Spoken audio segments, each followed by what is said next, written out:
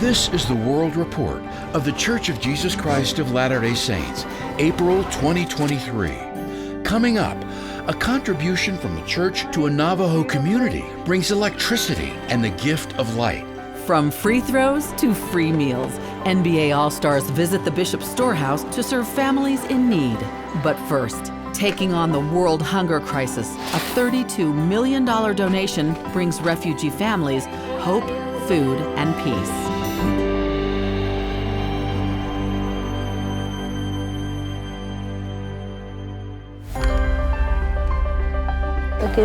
My name is Habib Isaac. We came from Somalia by foot. We spent 15 nights on the road just to get to this place. As a global food crisis forces millions into hunger, the work of the United Nations World Food Program is a critical lifeline for many. Millions of people in dozens of countries rely on the organization's food, nutrition, and livelihood support. In September, the Church of Jesus Christ of Latter-day Saints gave the World Food Program a $32 million donation to help fight the world's seismic hunger crisis. My situation is good. I'm very happy because I was able to receive food in a short period. Mohammed also came from Somalia. His mother is blind and his father is disabled with several health challenges. He has goals that can change the course of his life. Because of My wish to become a doctor is because I would want to give back to my community. The food we receive helps us to sustain our cooking and the family. I'm able to go to the refugee camps and ensure that the refugees are receiving their food entitlement in a more dignified and safe manner to just make sure I'm putting a smile on their face. The World Food Program distributes a wide variety of grains, beans, and oils to families in need, as well as a revolutionary product designed to help new and expectant mothers called Super Cereal. It's a highly fortified blended cereal designed to help the immune system and lactation. Fatima has given birth to 14 children, including twins. She's now making Super Cereal to help her health and the health of her newest child, Faiza. When I take the porridge, I'm able to get breast milk, which I'm able to breastfeed my baby. Shamat Warsame coordinates nutrition for children and mothers in Garissa County. She says that sustainable programs and long-term projects like those the WFP is running with the support of the church are saving children. At the end of the day, the whole of Africa is supported. If we don't have children who are severely malnourished, then it's a success for the world. The church has also given $10 million to UNICEF and Rotary International to support their efforts to eradicate polio and neonatal tetanus in areas of the Middle East and Africa. On a beautiful autumn day in San Francisco, dozens of volunteers came together in community service. They're just a godsend that has come to us right at the time that we needed it. Here, a 1-acre patch of land got a much-needed irrigation upgrade and the volunteers to complete it.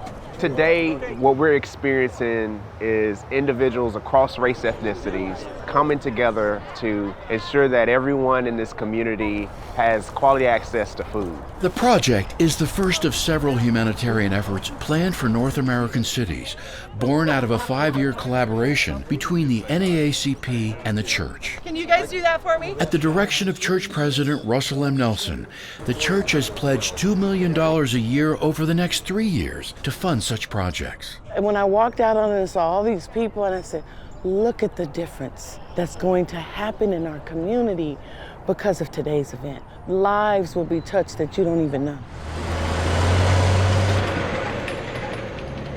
In Tennessee, the church and the NAACP joined together on a new life-saving program designed to lower infant mortality rates in Shelby County. This partnership is God-ordained and God-inspired. Along with participation by local government and community businesses, the My Baby for Me program focuses on food, knowledge, and hope for expectant mothers and their families. We've got resources and people with expertise to help with this program. So whether it's breastfeeding, nursing, anxiety, any of those questions that they may have. The program kicked off in late November with the help of Latter-day Saint and community volunteers going door to door to get the word out to those most in need. Thank you all so much for coming out today for My Babies for Me, and we're going to make this a huge success. Thank you so much.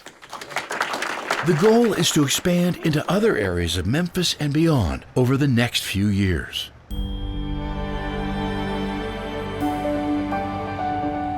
In November, about 400 new and expectant mothers gathered in Chicago for a citywide community baby shower held at the Imani Village Community Center on the city's south side. Hi, we're from the Chicago Department of Public Health. There, mothers were able to connect with and learn about local resources from prenatal care to mental health services. I've never been to a baby shower like this, and it was amazing. The event was organized by Hustle Mommies and the Urban Mom Collective in collaboration with Reverend Dr. Hugh English and supported by the Church of Jesus Christ of Latter-day Saints. While we say baby shower, it was a mommy shower. It was a mommy shower of love, care, connectivity, village. I definitely felt the sisterhood amongst many of the moms. I felt like they were seen for once. They felt like they had other moms that they were able to connect to for once. Wherever we serve, wherever we are, we can bless and lift. We're all mothers. Women need each other. I am literally blown away by everything we've seen. Oh, that's fantastic. It's beautiful. Celebrating a decade of collaboration that has helped children in need around the world, leaders from UNICEF USA visited Salt Lake City in January, where they toured the church's humanitarian facilities. I hope you'll see a reverence for the dignity of the human soul. Sharon Eubank, Director of Humanitarian Services for the church, led the UNICEF USA leaders on tours of the Humanitarian Center and Welfare Square. While in Salt Lake, the UNICEF USA leaders also met with the church's presiding bishopric on Temple Square. I saw the church today really living into the mission that Jesus gave to be his hands and feet in our own communities and then around the world. In seeking to follow Jesus Christ's example of caring for those in need, the church released its 2022 annual report. More than $1 billion was provided through more than 3,600 projects during the year in 190 countries and territories. In addition, over 6.3 million volunteer hours were offered. The church has a global mission to assist where it can with the challenges of conflict, hunger, disease, poverty, pandemics, and disaster, including millions of dollars in 2023 to assist with the destructive February earthquakes and tragic loss of lives in Turkey and Syria.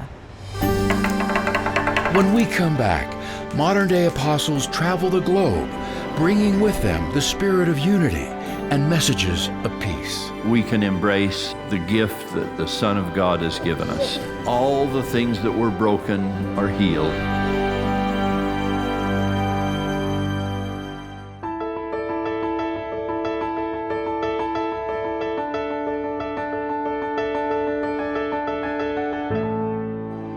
And as ye go, preach, saying the kingdom of heaven is at hand. Apostle. That's the title Jesus gave to the 12, whom he chose and ordained to be his special witnesses to the world.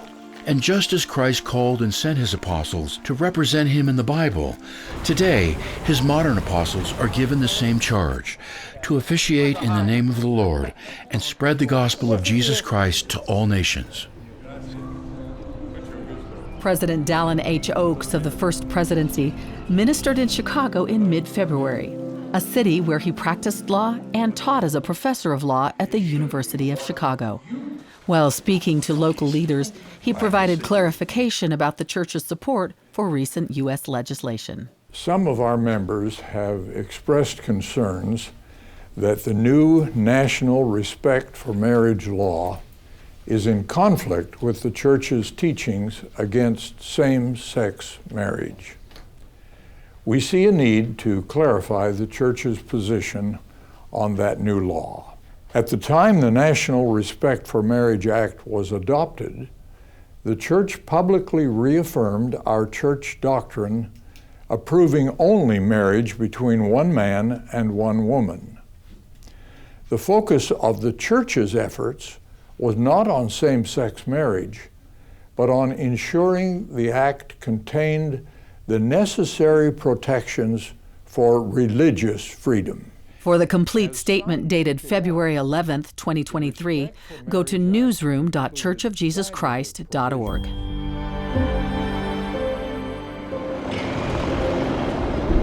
It was a walk down memory lane as Elder Jeffrey R. Holland of the Quorum of the 12 Apostles, accompanied by his wife Patricia, visited Europe in November, having served as the Europe North Area President in the 1990s. It's really been wonderful to be home. How are you? So many people that we knew then are still here, still participating. Да, мы в спешке были, когда начали обстреливать ракетами наш район во дворе, когда в наш дом попала ракета, но Господь благословил так, что ракета не взорвалась. Along with ministering in Finland and Sweden, Elder and Sister Holland were able to visit a small group of Ukrainian refugees in Hanover, Germany. We're just so honored. This is the highlight of my trip. We came here end of March.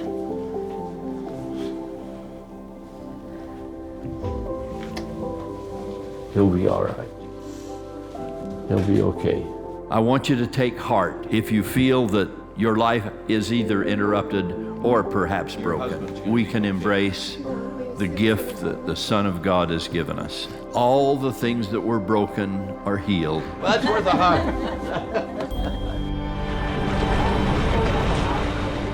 Building bridges through understanding and shared values was one of the goals of Elder Dieter F. Uchtdorf's ministry to Southeast Asia, where he met with leaders of the Istiqlal Mosque in Jakarta.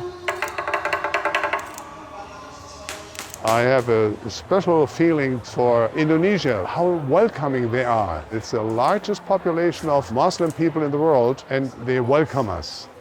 Sister Louise. Very, very welcome. Good to meet you. Lovely to see you. In Thailand, Elder Uchtdorf became fast friends with Sister Louise of the Good Shepherd Sisters of Bangkok.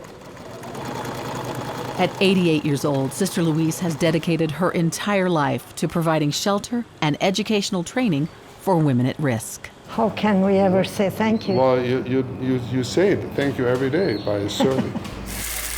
A humanitarian donation from the church will help build a teaching kitchen to provide vocational training to disadvantaged women. We are all one because all these people are interested in other human beings.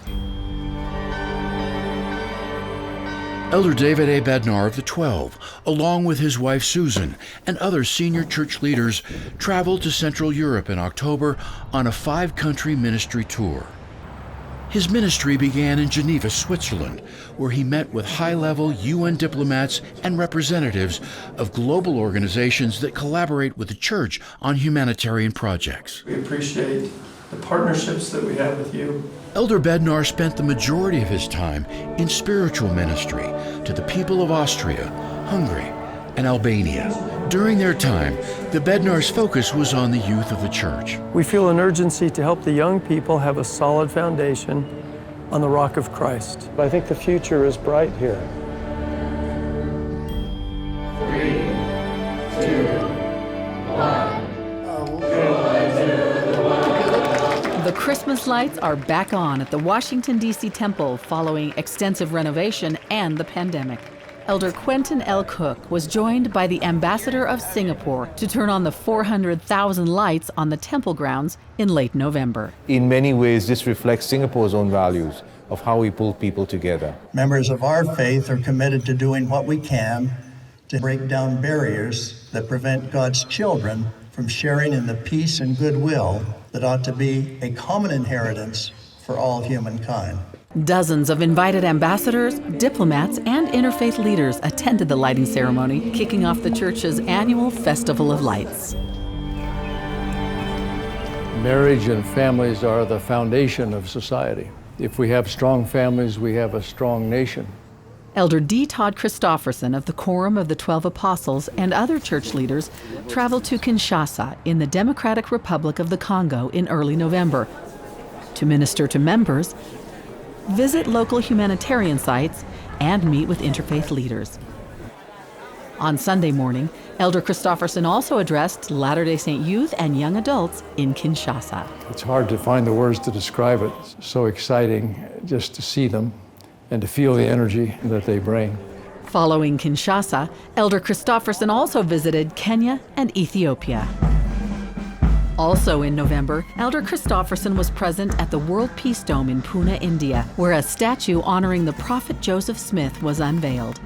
This statue joins 54 others representing religious leaders, scientists, and philosophers at the MIT World Peace University. Bom dia. Tudo bem? It was a joyful reunion for Elder Neil L. Anderson and his wife Kathy in Brazil. There, they met with missionaries, members, and country leaders in 3 cities, including the First Lady of Brazil, Rosângela Lula da Silva. Elder Anderson served in the Brazil Area Presidency from 2001 to 2005. Não somente acreditar em Cristo, mas realmente seguir o Cristo. Elder and Sister Anderson also visited the new Brasilia Temple, which he's scheduled to dedicate this September. Bali, a land known for its beauty and now also its belief. The 2022 Group of 20 and its Forum of Religion convened in Indonesia to discuss the world's most pressing problems and how faith or religion can be a catalyst for change. You know, religion has played a historical role, a traditional role in pointing people towards good outcomes. Representing the Church of Jesus Christ, Elder Gary E. Stevenson addressed attendees with a message of tolerance, hope, and peace that resonated as he met with leaders from diverse faith traditions. They see us as people of faith and recognize that we're devoted people and at the same time loving our neighbors. Elder Garrett W. Gong of the 12 visited Central America to minister to church members in November. During his ministry, he held a devotional for youth and young adults, expressing the love of Jesus Christ and faith in their futures. Elder Gong also met with government officials, including the President of Costa Rica, Rodrigo Chavez, and the Vice President of Panama, Jose Gabriel Carrizo. Elder Ulysses Suarez made an historic visit to the Caribbean in November. After ministering in Puerto Rico, the apostle and his wife Rosanna traveled to Cuba, marking only the 3rd time an apostle has visited that country. While there, Elder Suarez met with government and religious leaders. The Suarezes also hosted an interfaith dinner to strengthen friendship and cooperation between the Christian churches operating on the island. Coming up, after 2 years, Luz de las Naciones returns to the conference center in Salt Lake City. A donation from the church brings light to a Navajo community, and the church's helping hands rally together after Hurricane Ian. Homesteads dot the landscape across northern Moldova, like Diana Melnick's. Diana is proud of her small farm, in particular, her new pig. We are grateful he is doing well, eating well. In Diana's small village of Baroncia, employment opportunities are scarce. There's no work. And living off the land is a matter of survival for many families. But despite the daily challenges, Diana remains optimistic. There are difficulties, but I'm a positive person. Diana is one of many residents in the region who received a boost to their homesteads with either a pig or chickens. This was an enormous amount of support. It's the first time that anybody gives out chickens like this for free. This is all part of an initiative established by the Church World Service with funding from the church's giving machines. The giving machines are sponsored by the Church of Jesus Christ of Latter-day Saints. During Christmas time, these bright red vending machines provide a one-stop shop for a variety of charitable causes and organizations. Donors can choose from a wide selection of items, including pigs, goats, chickens, and beehives. The money collected is then distributed to the sponsor organizations and goes towards the itemized donations. Last Christmas, a total of 41,000 chickens were donated, 500 pigs, 4,000 goats, and 4,000 beehives. I wish you health in your family. Only the best wishes. From the bottom of my heart, thank you. $6.2 million was donated during the 2022 Christmas season, totaling $22 million donated since 2017.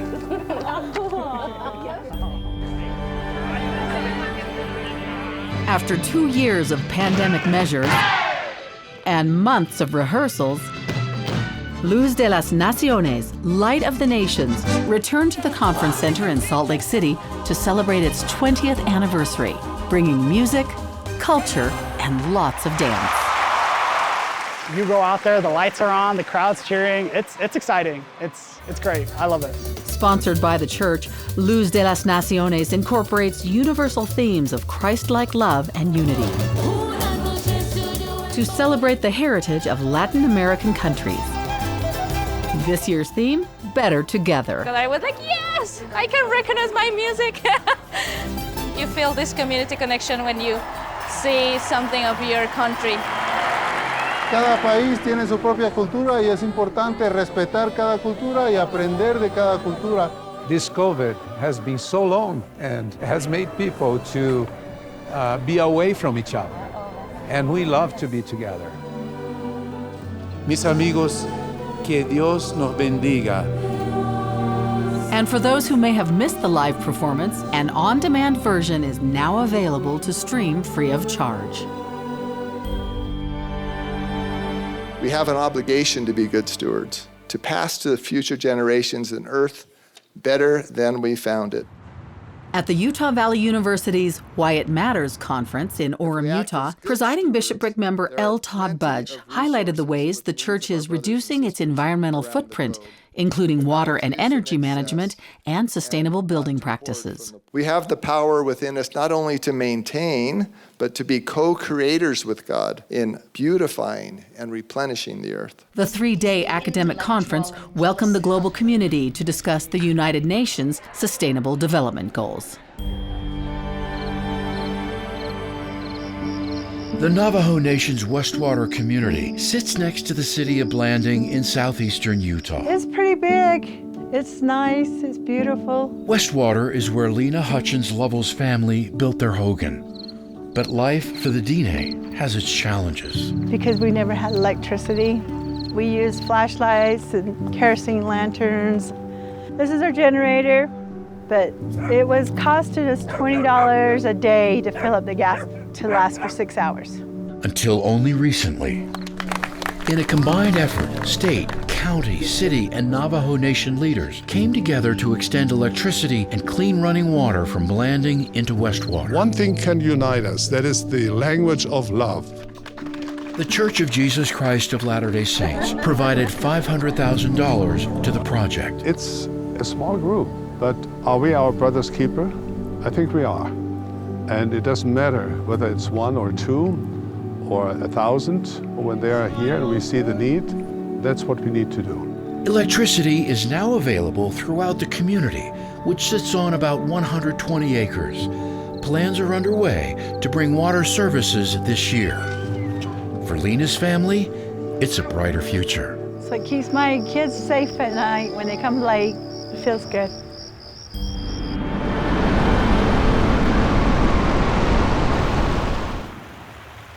As the waters receded along Florida's southwest coast, the damage from Hurricane Ian began to surface. And virtually overnight, volunteers answered the call to help. Many of them were helping hands from the church, whose meeting houses became temporary command centers.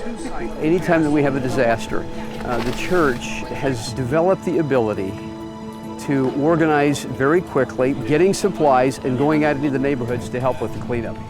It's exciting and it's emotional. It's that human touch that is so needed right now. Once on site, volunteers go straight to work, young and old, parents and children. Oh my gosh, it's been so nice, helpful, because you can't be in 5 places at one time. So that's wonderful. You're angels to me, every one of you. You've got a halo over the top of all your heads. You've lost your possessions, and they're all on the curbside, and someone comes and knocks on the door and says, I'm here to help you. That's the reaching out person to person that's going to help this community heal. Since 2009, the church has built a family of mobile apps to help users around the world connect with God through the scriptures, living the gospel, and serving the people of the world. The great thing about technology is it allows us, the church, to greatly expedite the work of salvation, meaning these are not one-off printed digital copies we're trying to get to all parts of the earth. The Book of Mormon app is now available in over 100 languages. The app allows members and missionaries around the world to share the Book of Mormon via text, email, or common personal interactions. With so many people providing internet, it's incumbent upon us to continue to figure out how do we connect with people using electronic means. Hi, welcome to The Friend. Parents and children can now access the church's children's periodical, The Friend magazine, in an audio format via a new app for Amazon's Alexa. How to Have Joy by President Russell M. Nelson. Launched in English and Spanish, the app offers a selection of articles, stories, and songs from each month's edition. To access the skill, just say, Alexa, open The Friend magazine. With so many voices out there, having an app that will read them these beautiful stories that are about children their own age, making decisions that bring them closer to the Savior, it will be such a blessing for them. The Member Tools app has grown from a digital directory to a powerful tool for administration in the church around the world. The Member Tools app is going to help local leaders achieve a better efficiency in their work by decreasing the administrative burden, and the intent is to give them more time. The app is currently available in 38 languages. Now he's looking at you. You want to go over the whole thing? Okay. These are service missionaries of the Church of Jesus Christ of Latter-day Saints. Good morning. They share the light of the gospel of Jesus Christ by serving in church organizations and in their communities. At a conference in Las Vegas, attended in person and virtually by nearly 400 service missionaries and their families from Texas to Nevada, they gather to grow spiritually. We are grateful for the chance that we have to lift each other up, strengthen friendships, and further prepare to go forth to serve. Teaching missionaries, it's been said, are his voice, and service missionaries are his hands. The number of service missionaries worldwide has grown to nearly 3,000 in 34 countries. Elder Diodato is a service missionary in Rome, Italy. He has autistic spectrum syndrome and shares why he wanted to serve a mission. Perché io ho sentito lo Spirito Santo forte nella mia vita. Each week he serves in his congregation, in the Rome, Italy Temple and the Family Search Center. Lui ha desiderio di servire fino a quando frequentava la primaria. Signor Diodato ha sempre amato cantare. Lui adesso riesce a fare cose che sono possibili solo tramite l'aiuto del Signore. E lui è il sole. Lui è sempre felice, è sempre positivo e ha tutto questo amore da dare. Come migliore amico Gesù Cristo, lui desiderava servire il suo amico, il suo Salvatore. After serving a teaching mission for 6 months in Santiago, Chile, health concerns brought Sister Kinney home to Harriman, Utah. With improved health, she is a service missionary helping the newsroom team in the church communication department. We actually didn't know what a service mission was. That was new to us. Among several assignments, she edits videos for the church's social media accounts. Because of her desire to serve, we were grateful for that tender mercy. I just threw myself into it, and it's been a great blessing. And I am just grateful to Heavenly Father for everything that He's given me. The passion and the emotions that the character feels. Elder Levitt was set to serve as a teaching missionary. Thank you, guys. But with his father's passing, he was called as a service missionary, a great blessing for his mom and his family. I was so happy because that meant I was able to be there for her and be able to help her in struggling times. He serves full-time in various ways at the American Heritage Academy in Henderson, Nevada, a school he attended as a youth. To be able to watch others progress and to help them with that progression in their lives, to help develop those skills, it's amazing.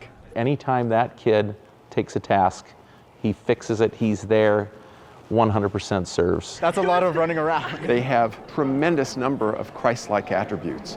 They are absolutely the most beautiful, wonderful, kind young men and young women that one could ever imagine. And they are called on a mission for the purpose of serving others. When we return on Martin Luther King Jr. Day, church leaders join forces with the St. Louis community to help feed those in need. This collaboration is really impactful because we know that it's hitting the hearts of people and really meeting to their basic needs.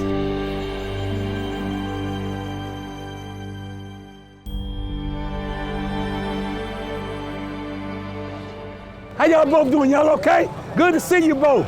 They have been in line, some of them from as early as 6 o'clock this morning for a food drive that didn't even start until 12 noon. Does our hearts good to help people in need.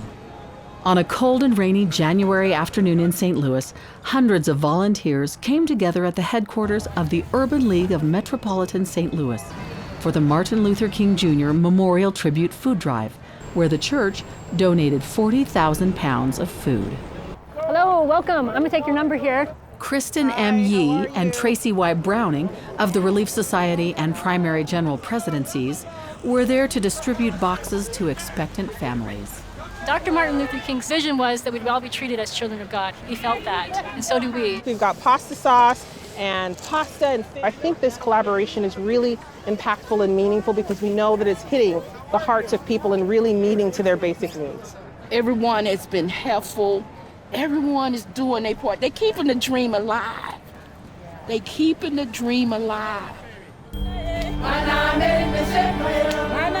The general presidents of the Relief Society and young women organizations visited Central and Eastern Africa in early March, where they received a warm welcome from local Latter-day Saint women. Isn't this a sweet opportunity that we have on Sundays to worship our Heavenly Father and our Savior, Jesus Christ? It was sort of surreal because I've only ever seen her during General Conference giving talks, and now she was there, like really there. She's really extending the love from the prophet to us, and we are totally grateful on it. We are learning much from each one of these women, but more than anything, we are able to see what they are doing and how they're lifting in the kingdom. After ministering to the saints in Nairobi, Presidents Camille N. Johnson and Bonnie H. Cordon traveled to other regions. President Cordon, along with her husband Derek, met with the wife of Kenya's deputy president. Every human being matters. And visited a girls' school in Canale, where the principal is a member of the church. As time went by and we talked to them about the importance of seminary, we have 62 girls, and we started with only 3. President Cordon traveled to the Congos, where she toured a maternity hospital in Kinshasa, in which the church has been providing donations of life-saving medical equipment.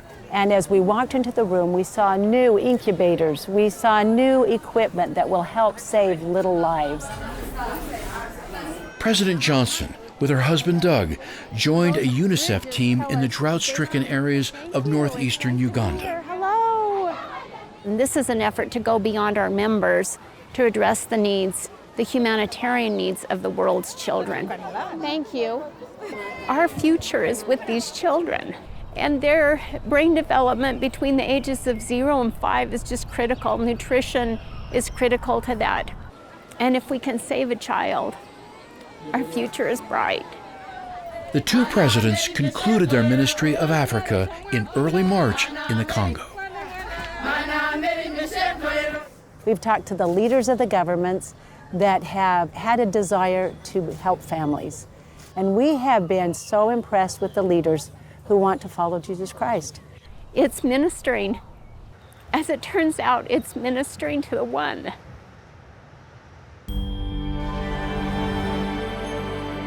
In November, Primary General President Susan H. Porter and Michelle D. Craig of the General Young Women Presidency accompanied Area President Elder S. Gifford Nielsen to West Africa, where they visited Ghana, Cote d'Ivoire, and Nigeria.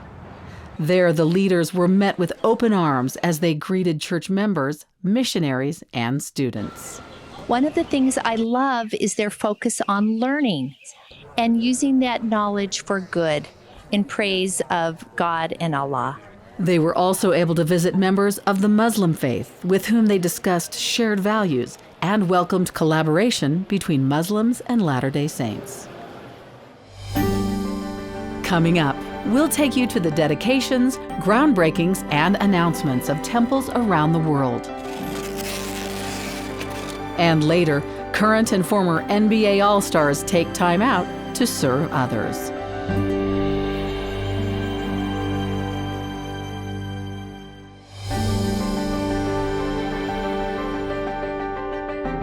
In the October 2022 General Conference, President Russell M. Nelson announced plans to construct 18 new temples, bringing the worldwide total of in-use or announced Latter-day temples to 300. This latest announcement will bring new temples to Busan, South Korea, Naga and Santiago, Philippines, Ekit, Nigeria, Chiclayo, Peru, Buenos Aires City Center, Argentina, Londrina, and Ribeirão Preto, Brazil, Huehue Denango, Guatemala, Jacksonville, Florida, Grand Rapids, Michigan, Prosper, Texas, Lone Mountain, Nevada, Tacoma, Washington, and in Mexico, temples in Cuernavaca, Pachuca, Toluca, and Tula. In addition to new temples announced, several newly renovated and completed temples have been dedicated. On October 16th, the Hamilton, New Zealand Temple was rededicated by Elder Dieter F. Uchtdorf of the Quorum of the 12 Apostles, following a 4-year renovation. The Hamilton, New Zealand Temple was originally dedicated in 1958 by President David O. McKay. On November 20th, 2 temples were dedicated in South America. Elder Dale G. Renland of the 12 dedicated the Belém, Brazil Temple with nearly 850 people in attendance. On the same day, more than 2,000 miles to the west, Elder Quentin L. Cook dedicated the Quito, Ecuador Temple after an October open house that drew over 50,000 visitors.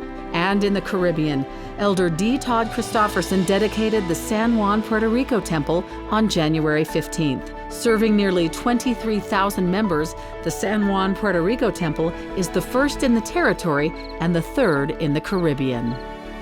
In addition to dedications, since October, ground has been broken for temples in Heber Valley, Utah, Willamette Valley, Oregon, Managua, Nicaragua, Miraflores, Guatemala City, Guatemala, and in Torreon and Querétaro, Mexico.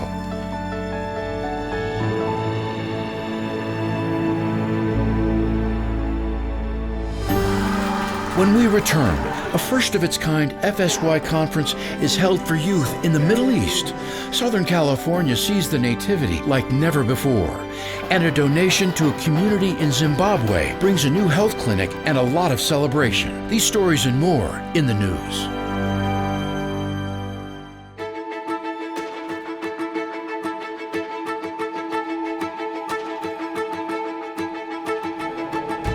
Roots Tech 2023 returned to Salt Lake City in March for the first time in person in 3 years.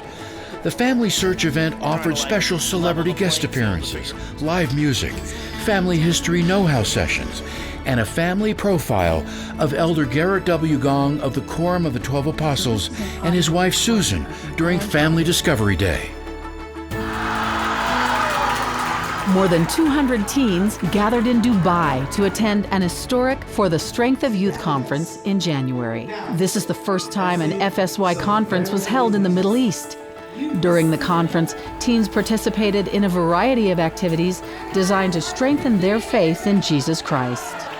In March, the First Presidency of the Church welcomed faith and civic leaders from Azerbaijan, led by Islamic religious leader, the Grand Mufti of the Caucasus. President Russell M. Nelson and the Sheikh ul Islam discussed their faith's shared values. The group also toured the church headquarters, Welfare Square, and Brigham Young University. As the world celebrated the birth of Jesus Christ in Newport Beach, California, the Nativity story came to life on the water. At the 114th annual Newport Beach Christmas Boat Parade, Latter-day Saint youth reenacted the Nativity aboard a 60-foot yacht as their contribution to the church's Light the World initiative. Wise men still seek him. In Zimbabwe's Unguza district, the community rejoiced with the construction of a new clinic that's putting medical services within reach. The new Mabaleni Clinic will cut the travel distance for 15,000 residents who previously walked some 9 to 12 miles to the nearest clinic. Villagers celebrated a donation by the Church of Jesus Christ, which makes the project possible. Hundreds of children and adults have greater independence through the Fundabim Foundation in Guatemala, which recently distributed nearly 600 wheelchairs and other mobility supports donated by the church. The wheelchairs will be provided to patients of Fundabim's 19 rehabilitation centers throughout Guatemala, where physical therapists are trained to help fit each device to the patient's specific needs. A major renovation is underway for a hospital in Cambodia. The Kampong Thom Provincial Hospital will see the renovation of 32 structures in addition to new hospital equipment. Kampong Thom is one of only 3 referral hospitals in the province. This is the largest humanitarian project the church is undertaking in Cambodia with a $1.5 million donation.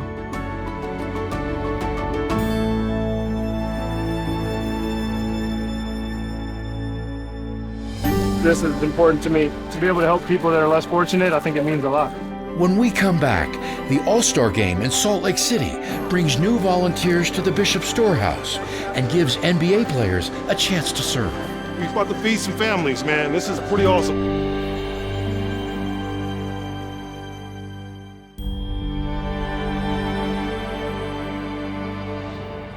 There's no better way to tip off All-Star Weekend than rolling up your sleeves and volunteering to give back to the community that we're in.